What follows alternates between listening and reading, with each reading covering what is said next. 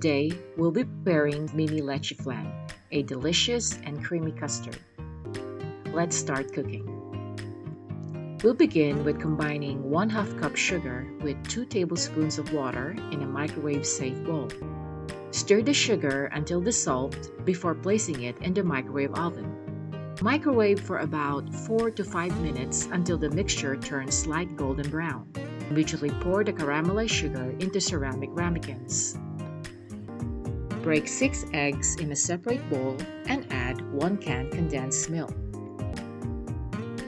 Stir gently until there are no more visible white streaks in the mixture. Add 1 can evaporated milk. Continue to stir the mixture until well combined.